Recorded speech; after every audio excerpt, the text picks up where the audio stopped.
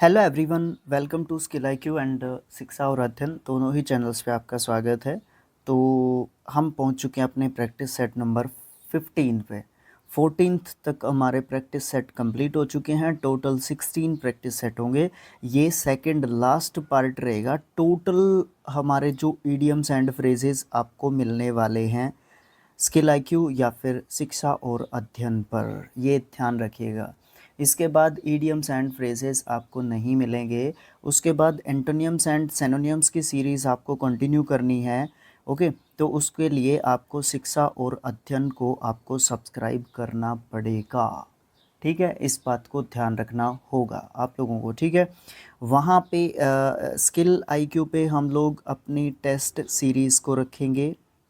ठीक है, खासकर एसएससी और बैंकिंग के इंग्लिश के क्वेश्चंस मैं आपको करवाता रहूँगा वहाँ पे। ठीक है, ये मेरी तरफ से रहेगा मतलब। ठीक है, अच्छा, यहाँ पे हम लोग अगर शिक्षा और अध्ययन की आप बात करोगे तो यहाँ पे आपको बुक्स का जो सॉल्यूशंस हैं ये चीज़ें आपको देखने को मिलेंगी। ठीक है, एक्सरसाइज वगैरह ये सब चीज़ें। ओके, और छोटी जो क्लासेस हैं हमारे स्कूल लेवल की जो क्लासेस हैं उसके लिए भी थोड़ा सा हम लोग प्लान कर रहे हैं। मैं एक दो अपने टीचर साथी के साथ बात कर रहा हूँ, तो उसमें हम उन क्लासेस को भी वहाँ पे रखेंगे। मैथ्स का हो गया, इंग्लिश का मैं खुद कोशिश कर रहा हूँ एक स्कूल लेवल मतलब 6 टू +2 क्लास तक की बेसिक इंग्लिश रखते हैं वहाँ पे। कुछ इस तरीके का प्लान कर रहा हूँ आप। ठीक है, चलो आप स्टार्ट करते हैं अपना पार्ट नंबर 15 इसी नोट के साथ। राइट, यहाँ पे question number first and second के लिए डायरेक्शन होंगी हमारे पास। जो सेंटेंस हमें दे रखे होंगे नीचे, उसके नीचे जो है ऑप्शंस में 4 इडियम्स एंड फ्रेजेस दे रखे हैं। उसमें से एक जो है फिट बैठ रहा होगा ब्लैंक के लिए, क्योंकि 2 फिलअप्स दे रखे हैं फर्स्ट एंड सेकंड। उसके बाद उससे हमने सेंटेंस को करेक्ट एक तरीके से करना है। राइट, फर्स्ट क्वेश्चन रहेगा they dash and started to grumble. अब इस ग्रम्बल से हमें इसके मीनिंग के अनुसार पकड़ लेना है। समझ रहे हो ना चीज़ों को? हमें है ना, वही तो चीज़ है ना कि हमें दिमाग लगा के थोड़ा सा काम करने की ज़रूरत रहेगी। तो यहाँ पे ग्रम्बल से आप लोग पकड़ सकते हो। हिट द सैक क्या होता है? हिट द सैक होता है जब हमें नींद आने लग जाती है तो हम सोने के लिए चले जाते हैं, तो ये नहीं हो सकता। ठीक है ना, तो हमारा ये आंसर नहीं हो पाएगा यहाँ पे। दूसरा यहाँ पे क्या दे रखा है? Knitted their brows. Knitted their brows का मतलब क्या होता है? अपनी बाहें चढ़ा लेना। अपनी बाहें चढ़ा लेना का मतलब क्या होता है कि आप जो है गुस्से में हो गए हो, तो हमारी जो आँखें होती हैं इनके ऊपर का जो हिस्सा होता है उसको थोड़ा सा ऊपर जब हम करते हैं तो उसको बाहें चढ़ाना एक तरीके से बोलते हैं। अभी मैं धीरे धीरे डेवलप कर रहा हूँ ये चीज़ें, क्योंकि हम पीपीटी नहीं बना रहे हैं ना, हम एमएस वर्ड में आपका जो ये है A4 जो है प्रिंटेबल फॉर्म में अभी हम इनको बना रहे हैं। तो पीपीटी जैसे बनाएंगे, पावर पॉइंट में प्रेजेंटेशन बनाएंगे, तो यहाँ पे आपका पिक्चर भी हम इंसर्ट कर सकते हैं। लेकिन यहाँ पे पिक्चर इंसर्ट नहीं हो सकता। तो ये भी आगे कोशिश करूँगा। मैं अभी डेवलप कर रहा हूँ, मैं भी सीख रहा हूँ चीज़ें। मैंने बोल रखा आपको पहले ही कि हम लोग है ना क्या करते हैं कि हम लोग है ना सीख रहे हैं मिल के, मैं भी और आप भी। ठीक है ना, यहाँ पे कोई टीचर स्टूडेंट वाली बात नहीं है, बट इसको एक सिस्टम के तरीके से हम लोग डेवलप कर रहे हैं, वो एक अलग चीज़ है। बट एटलीस्ट आपको फाइनेंशियल सपोर्ट ज़रूर चाहिए होती है। लेकिन यहाँ पे ऐसा कुछ नहीं है कि मुझे ही सब पता है, ऐसा कुछ नहीं होना चाहिए। ठीक है, आपका बराबर का योगदान है। अगर आप लोग सब्सक्राइब करोगे, मुझे सब्सक्रिप्शन बढ़ते दिखेंगे तो मुझे मोटिवेशन मिलेगा, व्यूज़ बढ़ते दिखेंगे, कुछ मुझे मिलता दिखेगा, तो और भी ज़्यादा मुझे मेहनत करनी पड़ेगी। राइट, नहीं तो फिर एक दिन इसका शटर डाउन करके मुझे किसी स्कूल में, इंस्टीट्यूट पे पढ़ाना पड़ेगा। राइट, काम तो भाई चलाना ही है, दुनिया में आए हो तो काम तो अपना चलाना पड़ेगा। वापस क्वेश्चन पे आते हैं। तो क्या है यहाँ पे होगा निटेड देयर ब्रोज। तो यहाँ पे क्या होगा कि गुस्से से जो है क्या हो गया, वो गुस्से हो गए और फिर उन्होंने ग्रम्बल करना शुरू कर दिया या ग्रम्बल कर दिया उन्होंने। ठीक है, तो ऑप्शन नंबर 2 आपका यहाँ पे सही आंसर बैठ रहा है। मिस द बोट क्या होता है कि आपने किसी अपॉर्चुनिटी को मिस कर दिया, एक तरीके से आपने किसी अवसर को गंवा दिया एक तरीके से। ठीक है, फिर आता है किल 2 बर्ड्स विद 1 स्टोन। एक ही प्रयास में 2 काम मैंने अपने सिद्ध कर लिए। तो ऑप्शन नंबर 2 आपका यहाँ पे सही आंसर रहेगा। अच्छा, पीडीएफ मैंने ऑलरेडी डाल दिया है, आप अपने टेलीग्राम चैनल पे देख सकते हैं। स्किल आईक्यू को हर जगह आप जो है सपोर्ट कर सकते हैं, फॉलो कर सकते हैं, सब्सक्राइब कर सकते हैं, शेयर कर सकते हैं। शिक्षा और अध्ययन सिर्फ और सिर्फ यूट्यूब पे मिलेगा, बाकी सब जगह पे आपको फॉलो करना है। इंडिविजुअली मुझे फॉलो कर सकते हैं, राजवीर सिंह को, और आप जो है बाकी सब नाम आपके स्किल आईक्यू के नाम से होंगे। आज मैंने प्रमोशन या अदर चीज़ें ज़्यादा बात कर ली, ऐसा नहीं करना, उसके लिए लाइव है हमारे पास संडे का, ठीक है। Honey, you know I hate to give you dash but can you please call when you are going to be late so that our dinner is not cold। तो यहाँ पे हमारी क्या सिचुएशन सही बैठ रही है, यहाँ पे हमारी कॉल इट अ डे का मतलब होता है कि आज का काम कंप्लीट हो चुका है, ठीक है, बाकी का काम कल स्टार्ट होगा, ठीक है। तो ये आंसर हमारा नहीं हो सकता। Make a long story short, इसका यहाँ पे कोई काम ही नहीं है। लंबी एक कहानी है, उसको मैं संक्षेप में आपको बता रहा हूँ, इसका भी यहाँ पे कोई मतलब नहीं बनता। बीट अराउंड द बुश, ये भी कुछ इसी तरीके की बात है। इसका मतलब ये हो जाएगा कि मुझे क्या करना है, एक ही चीज़ के ऊपर जो है मैं फोकस करके बात कर रहा हूँ, या बात को घुमा फिरा के मैं बोल रहा हूँ, मेन मुद्दे पे मैं आ नहीं रहा हूँ। कर्टन लेक्चर्स या कर्टन लेक्चर्स हम लोग कहेंगे, जो कि हमारा सही आंसर भी होगा दिस पर्टिकुलर सिचुएशन के लिए, या इस पर्टिकुलर सिचुएशन के लिए। कर्टन लेक्चर्स का मतलब होता है लंबे लंबे उपदेश देना, ठीक है, लंबी लंबी बातें करना। अब कुछ इसी तरीके का हो सकता है कि बीट अबाउट द बुश से कुछ मिलता जुलता है, बट एग्जैक्टली नहीं, कुछ इस तरीके का आप लोग देख सकते हो। तो आंसर नंबर 4 आपका यहाँ पे बिल्कुल सही रहेगा। एक बार जोड़ लो। Honey, you know I hate to give you curtain lectures, मुझे पता है हनी, तुम्हें पता है और तुम अच्छे तरीके से जानते हो कि मुझे बहुत ज़्यादा दिक्कत है इस चीज़ से कि मुझे लंबे लंबे लेक्चर नहीं देने हैं। But you can you please call, मुझे लंबी लंबी बात मत बताओ, मुझे शॉर्ट में बताओ। But can you please call, आप बता सकते हो when you are going to be late, क्योंकि आप जो है लेट हो रहे हो, so that our dinner is not cold. तो यहाँ पे हमारा कर्टन लेक्चर्स जो है कंप्लीट एक तरीके से सेंस ये दे रहा है। नेक्स्ट आता है द ईडियम। अब 2 के लिए डायरेक्शन यहाँ पे कंप्लीट हो चुकी है। तीसरा क्वेश्चन या नेक्स्ट जो हमारे क्वेश्चन होंगे अपने आप डायरेक्शन बताएंगे, अपने आप हम उनके बारे में बात करेंगे, ठीक है। Okay, the idiom given is followed by 4 meanings. Idiom दे रखा है, उसके 4 मीनिंग्स दे रखे हैं। Choose which one the best express the meaning of the given idiom. तो यहाँ पे हार्प ऑन दे रखा है हमारा ईडियम, इसका मतलब होता है कि किसी एक ही बात के ऊपर बार बार हम लोग बात कर रहे हैं। बीट अराउंड द बुश, यहाँ पे इसका सिनोनियम ईडियम के रूप में बोल सकते हो आप लोग, दोनों का सेम मतलब होता है। To criticise, to keep on talking, to keep on insulting, या फिर टू कमेंट। यहाँ पे हमारा आंसर होगा टू कीप ऑन टॉकिंग, सिर्फ और सिर्फ बात करते रहना, असली मुद्दे की बात ना करना, ऐसी बात के ऊपर टाइम वेस्ट करना जिसका कोई मतलब नहीं बनता है। नेक्स्ट हमारा क्वेश्चन आता है select the most appropriate idiom that can substitute the underline segment in the given sentence. Can you please explain to me briefly and concisely. Briefly and concisely का मतलब होता है जब आप किसी लॉन्ग स्टोरी को शॉर्ट में किसी को एक तरीके से बताते हो, right. What was discussed at the meeting, मुझे शॉर्ट में बताओ कि मीटिंग में क्या डिस्कस किया गया, क्या एजेंडा, किस तरीके की बातें डिस्कस की गई। लॉन्ग स्टोरी को शॉर्ट में मुझे एक तरीके से बताओ।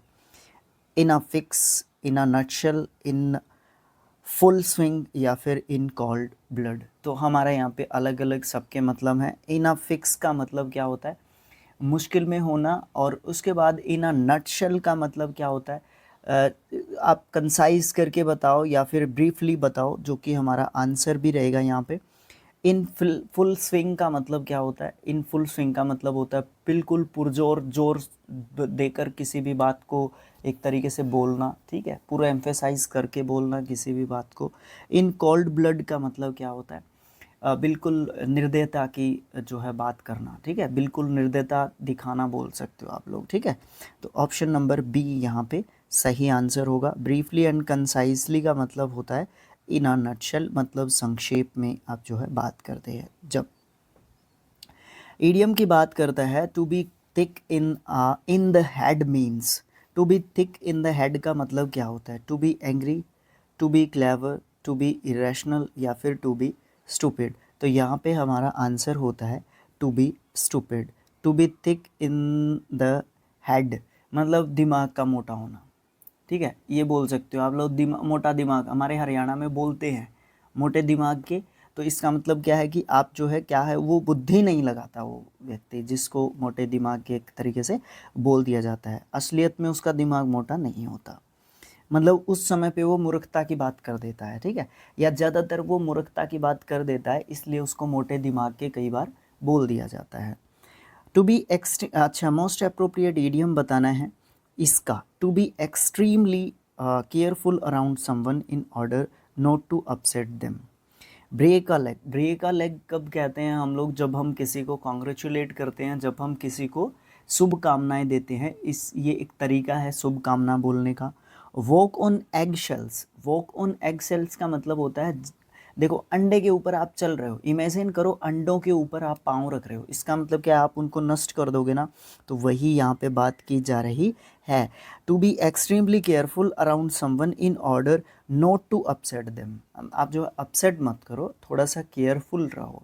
तो इट मीन्स हमारा आंसर हमें ऑप्शन नंबर बी में हमें मिल गया कि आप लोगों को क्या रहना चाहिए, बड़ी सावधानी से पेश आना चाहिए, ठीक है, क्योंकि मामला नाजुक है। कुछ भी दिमाग में इमेजिन करना है और उस सिचुएशन को समझना है कि हमें क्या कहा गया है, क्या हमसे पूछा गया है। किक द बकेट मतलब to die, bite the bullet मतलब फेस द प्रॉब्लम या सिचुएशन या फिर सर्क्यूमस्टांस, राइट। नेक्स्ट क्वेश्चन आता है, उस ईडियम को फ्रेज को सेलेक्ट करना है जो कि सूटेबल रहता है इस पर्टिकुलर सिचुएशन में टूथ एंड नेल का सब्सटीट्यूट के रूप में या मीनिंग के रूप में, ठीक है।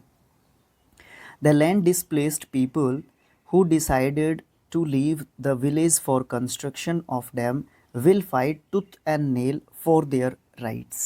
अब यहाँ पे क्या मतलब है? With aggression, with all their might, very cowardly या restoring to violence. अब यहाँ पे हमारे एक एक जो है मीनिंग को हम समझते हैं। विद एग्रेशन का मतलब आप समझ गए कि बहुत ज़्यादा आक्रामकता के साथ जो है एक तरीके से पेश आना, ठीक है, एक तो ये हम लोग बोल सकते हैं। With all their might, with all their might का मतलब क्या होता है? विद ऑल देयर माइट का मतलब होता है कि आप जो है पूरी पूरी ताकत से एक तरीके से क्या करते हैं, बात करते हैं, राइट। उसके बाद वेरी कावर्डली, वेरी कावर्डली का मतलब होता है कायरतापूर्ण जो हमारा व्यवहार होता है जब उसकी बात की जाती है उसको बोलते हैं। Restoring to violence, restoring to violence मतलब आप जो है बहुत ज़्यादा हिंसात्मक व्यवहार का क्या करते हैं, किसी भी चीज़ को ठीक करने के लिए, किसी सिचुएशन को ठीक करने के लिए उसका सहारा लेते हैं, एक तरीके से रीस्टोर करते हैं अपने वायलेंस को, ठीक है, ओके। तो वो चीज़ बोल सकते हैं हम लोग। तो यहाँ पे सिचुएशन की डिमांड क्या है? The land displaced people who decided to leave the village for construction of dam we fight tooth and nail. तो यहाँ पे विद ऑल देयर माइट जो है हम लोग आंसर यहाँ पे मान सकते हैं, क्योंकि वो पूरी ताकत से फुल एफर्ट और डिटर्मिनेशन के साथ जो क्या करेंगे, वो जो है फाइट करेंगे अपने राइट के लिए। एग्रेशन के साथ नहीं कर सकते, कावर्डली रह नहीं सकते, रिस्टोर वायलेंस अगर करेंगे तो बिल्कुल गलत बात यहाँ पे हो जाएगी। तो option number B is the right answer, जो हमें हमारा आंसर प्रोवाइड करता है। ब्लैंक को फिल करना है करेक्ट ईडियम के साथ जो कि ऑप्शंस में दे रखे हैं। Tom was feeling under the weather, वो कुछ अनकंफर्टेबल सा फील हो रहा था उसको, so he decided to dash and get some rest. देखो कट कॉर्नर्स मतलब हो ही नहीं सकता, let the cat out of the bag secret को रिवील करना हो ही नहीं सकता, हिट द हे मतलब वो अनकंफर्टेबल फील कर रहा था, तो इसलिए उसने डिसाइड किया कि वो हिट द सैक या फिर हिट द हे कर लेता है, मतलब सो जाता है या फिर आराम कर लेता है, बोल लो आप लोग, ठीक है। तो उसको बोल सकते हैं बाइट द बुलेट मतलब फेस द सिचुएशन। इसीलिए मैं ये बोल रहा था कि ये सेकंड लास्ट पार्ट रहेगा आपका, किससे रिलेटेड, ईडियम्स एंड फ्रेजेस से रिलेटेड। मुझे नहीं लगता कि ईडियम्स एंड फ्रेजेस इससे बाहर हो सकते हैं, अगर आपने जो ये पूरा प्लेलिस्ट है आपने अच्छे तरीके से देख लिया है तो। Of the 3 criminals the police arrested 2 but 1 is still. देखो 3 क्रिमिनल्स थे, उनमें से 2 को पकड़ लिया है, एक जो है क्या हो गया है, at large, at laugh, at loss, at distance. ध्यान से समझने की ज़रूरत है। एट लॉस का मतलब होता है असमंजस की स्थिति में। एट डिस्टेंस का मतलब होता है कुछ दूरी पर जब कोई चीज़ होती है। एट लेंथ का मतलब होता है कुछ जो है विस्तारित फॉर्म की जब हम बात करते हैं तो एट लेंथ बोल देते हैं, ठीक है। एट लाज का मतलब क्या होता है, एट लाज का मतलब होता है कि अभी कोई चीज़ पकड़ में नहीं आई है, तो सिचुएशन की डिमांड क्या है, एट लाज मतलब एक अभी भी नहीं पकड़ा गया है, ठीक है। ओके, ये चीज़ नहीं बोलेंगे। एट डिस्टेंस हमें बिल्कुल कंफ्यूज कर सकता है, एट लेंथ भी कंफ्यूज कर सकता है। मुझे ऐसा लगता है कि एट डिस्टेंस हमें ज़्यादा कंफ्यूज करेगा बजाय कि एट लेंथ के। Question number 10, victory at the Commonwealth games was dash for the sprinter, a pool hand, an iron hand, a shot, a shot in the arm, या फिर एन अंकिल्स हील। इसके बारे में बड़ी लंबी स्टोरी है, वो मैंने आपको ब्रीफली बता रखी है पीछे, ठीक है, जब हम पार्ट्स कर रहे थे 1580 जो हमने अपने इडियम्स एंड फ्रेजेस जो हमने किए हैं उसमें बड़े अच्छे तरीके से एक्सप्लेन किया जा चुका है इसको, ठीक है। आप पुअर मतलब ये कोई कमज़ोरी होती है किसी की, ठीक है ना, ये किसी की कोई कमज़ोरी होती है, किसी वीकनेस की यहाँ पे एक तरीके से बात की जाती है, जो कि आंसर नहीं है। यहाँ पे विक्ट्री की बात की जा रही है, आप कमज़ोरी की क्यों बात कर रहे हो। एन आयरन हैंड का मतलब क्या होता है, एन आयरन हैंड का मतलब होता है कोई जो कठोरता से शासन करता है, तो इसका कोई मतलब नहीं बनता। अ पुअर हैंड का मतलब क्या होता है, अ पुअर हैंड का मतलब होता है कि आप उतने स्किल्ड नहीं हैं, ठीक है, इसका भी कोई मतलब नहीं बनता। आंसर है a shot in the arm. A shot in the arm का मतलब क्या होता है, a shot in the arm का मतलब होता है जो चीज़ आपको एक्सेग्रेट करती है। एक्सेग्रेट का मतलब वॉयलेंस करने के लिए एक्सेग्रेट नहीं करना, एक्सेग्रेट का मतलब यहाँ पे उत्साह, उत्साह जो आपका चीज़ बढ़ाती है, ठीक है। एक कई बार क्या होता है कि एक्सग्रेशन का मतलब हम लोग सिर्फ और सिर्फ नेगेटिव मीनिंग्स में लेते हैं, ऐसा नहीं होना चाहिए। इसको आप पॉजिटिव सेंस में भी रखोगे, सिर्फ और सिर्फ इसको नेगेटिव सेंस में नहीं रखा जा सकता, दैट्स इट, ओके, ठीक है। नेक्स्ट जो हमारा पार्ट होगा वो लास्ट पार्ट होगा और वो 16th पार्ट होगा। जैसे ही 16th पार्ट आपका आएगा उसके साथ ही आपके 160 MCQ विद एक्सप्लेनेशन आपके कंप्लीट हो चुके होंगे। सेकंड जो आपका पोर्शन दे रखा था C5 के सॉरी B5 के अंदर, ठीक है, क्योंकि B जो सेगमेंट है आपकी बुक का वो जो है रिलेटेड है पूरा का पूरा किससे, इडियम्स एंड फ्रेजेस से, राइट। और ये लास्ट पार्ट रहेगा इस प्लेलिस्ट का, इसके बाद आपको इडियम्स एंड फ्रेजेस नहीं देखने को मिलेंगे, ठीक है, ठीक है, ठीक है, ठीक है, ठीक है। अब आपका रिस्पॉन्सिबिलिटी बनता है, पूरा मैराथन भी मैं बना के इसका डाल दूंगा, सभी पार्ट्स को कंबाइन करके डालूंगा। देखो एक साथ तो सबके सबको पढ़ा नहीं सकता, मेरी भी मजबूरी है क्योंकि मैं पूरा टाइम जो है अपने यूट्यूब चैनल्स को नहीं दे सकता, ये मजबूरी बोल सकते हो आप लोग, क्योंकि यहाँ से इतना अर्निंग्स नहीं है। वीडियो को आपने शेयर करना है, लाइक करना है, चैनल को सब्सक्राइब करना है दोनों को, ठीक है। अलग अलग कंटेंट भी डालना शुरू करेंगे, कुछ तो मैंने वहाँ पे एंटोनियम डालना शुरू कर दिया है, अलग कंटेंट है वो स्किल IQ पे नहीं देखने को मिलेगा, ठीक है। और स्किल IQ पे आपको प्रीवियस ईयर क्वेश्चंस मिलेंगे with explanation, with brief explanation actually I want to say. तो दोनों पे अलग अलग कंटेंट होगा, दोनों पे यूज़फुल कंटेंट होगा, तो आप लोग दोनों को सब्सक्राइब करके रखें ताकि मुझे भी एक एनकरेजमेंट मिले, एक सपोर्ट मिले। 1K सब्सक्रिप्शन की वेट कर रहा हूँ मैं शिक्षा और अध्ययन की, और 1K फॉलोअर्स की वेट कर रहा हूँ मैं फेसबुक पेज की स्किल IQ के एजुकेशन की, ठीक है, फेसबुक पे, ओके। और वहाँ पे तो 1K क्या, इंस्टाग्राम पे तो 500 भी नहीं हुए हैं, 200 है, तो आप लोग देख लो, आपकी मर्जी है। चलाता है जो भी वो ज़रूर से फॉलो कर दे, नहीं चलाता है एक बार चला के अनफॉलो कर देना, मतलब अनइंस्टॉल कर देना एप्लीकेशन को, ठीक है, अगर आप नहीं चलाते हैं तो। मेरा चलाना मजबूरी है क्योंकि पोस्ट करना पड़ेगा, सब जगह पे आपको रहना पड़ेगा। अच्छा जी, आपको जो कमेंट्स बॉक्स है उसमें आप जो है अपने सजेशंस दे सकते हैं, क्वेश्चन के आंसर्स दे सकते हैं, सब चीज़ें कर सकते हैं। Thanks for watching, thank you so much, have a nice